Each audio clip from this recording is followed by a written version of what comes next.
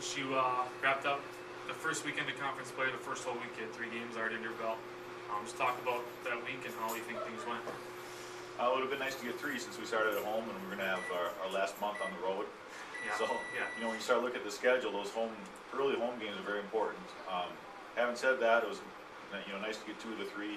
I think the teams that make the conference tournament, they're definitely going to have a few losses this year. So, we're despite losing the home game, we're still in good shape. What was the difference after that tough overtime loss presentation? Came back out with a lot of fire against Northwestern. What kind of flipped the switch for those guys? I wish I knew because we do it every night, but we did have the energy Friday night. And I think we had on the defensive end, which makes our offense click. In that loss, I think we just kept waiting for our offense to get us going. And hopefully, everything get going, and that's a very difficult way to go. It's much easier to try to get the defense going with some energy, and that'll turn into some points offensively, and that's what happened Friday. Is that kind of the same thing, like the Crown game specifically? You guys went into halftime trailing and came back out, put up a big second half, and got another win. Did the defense get you going there too? I think so. Crown shot a really, really good percentage that first half, and a couple of the big guys had a lot of points, and we just did a much better job of defending some of their scores in the second half, and slowed them down a little bit in 3-point, and that's all it took.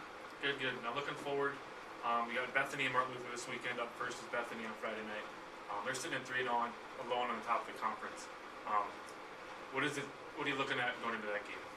They're a little bit different than the other teams we've played. They get the ball up the court very fast. Seem to get a lot of shots up in the first, say, 10 seconds of the shot clock. Really pushing the ball, either the dribble or passing it up. Really does. They'll do either one. So our defensively, we really have to be ready. We need to get back even quicker than normal and try to stop the ball before it gets into the paint area. Now you talk about your defense. Looking at some of the numbers, they actually lead through the young conference season. They're top scoring defense in the league. You guys are the top scoring offense. So something's going to have to give there. What do you think between their defense and your offense? What do you think the matchup's going to be like? I don't know. We've for whatever reason, we've shot the ball awful well the last couple of years, and I think that's a confidence thing. And we've got enough guys returning from the last year or two that remember that and actually like going there. So hopefully that'll play in our favor a little bit. And then wrap up, just got Martin Luther 1 game after that. Might be easy to overlook that second game with a 3-0 team on Friday, but how do you get you guys ready for both games this weekend? Well, one thing is they're fairly similar in how they play, which helps us as we prepare. Martin Luther is one of the hardest places and actually one of the most fun places to play also because of their crowd. So, generally those Saturday games, both teams are a little bit tired, a little bit lagging, especially the road team, which will be us this weekend.